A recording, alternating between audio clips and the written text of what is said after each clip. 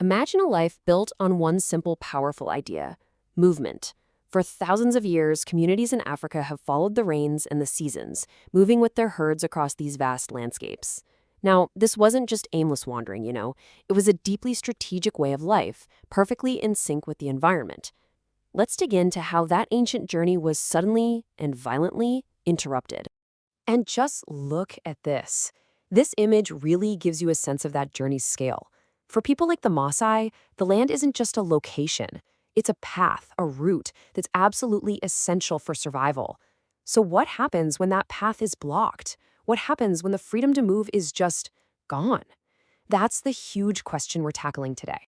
Okay, first things first. To really get what happened, we need to understand the sheer scale of this way of life. We need to appreciate the world that existed before all of this, a world that was, for the most part, a world completely without fences. Now get this. Even today, after everything we're about to talk about, over 22 million Africans still depend on pastoralism. We're talking about entire communities whose cultures and economies are built around their herds. Groups like the Maasai in Kenya and Tanzania, the Somali across the Horn of Africa, and the Turkana people. So when we say pastoral nomadism, don't picture random wandering. This is a super intelligent system. This constant cyclical movement prevents overgrazing, it lets pastures recover. It's a sustainable model that was perfected over centuries. The health of the herd, the land, and the people are all completely tied together. And then, a rupture. A moment in the late 19th century when the world of the pastoralists slammed right into the ambitions of European colonial powers. This is where that open path begins to close for good. Just take a look at this map for a second. Before colonialism, these communities and their herds moved freely across huge territories, areas that we now know as different countries. Their world wasn't defined by lines on a map. It was defined by ecology, by where the grass and the water were.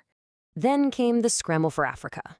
And that one phrase, well, it marks one of the most dramatic, game-changing turning points in the continent's entire history, as European powers literally rushed to claim territory and redraw the map.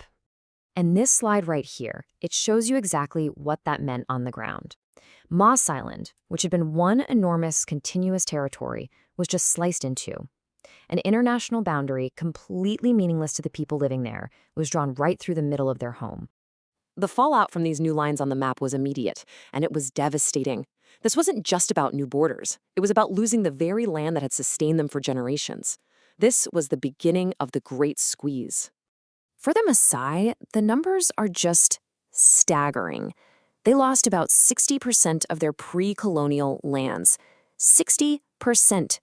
They were pushed out of their best grazing areas and basically forced into dry, arid zones with terrible pastures and really unreliable rain.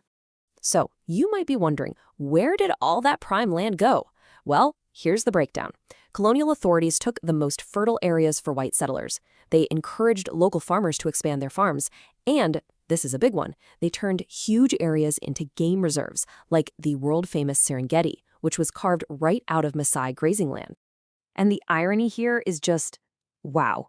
The very people who had lived alongside the wildlife for centuries were now suddenly banned from entering these areas. Their own ancestral lands, the places they absolutely needed to survive the dry seasons, were now totally off limits.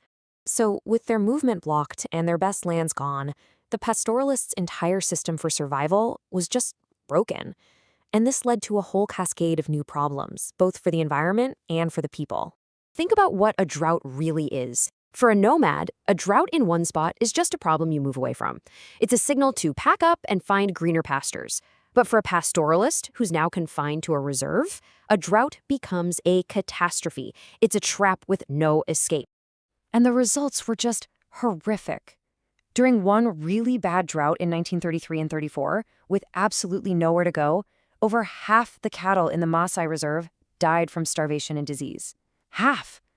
Their main source of wealth, of food, just wiped out. And this feeling wasn't just in East Africa.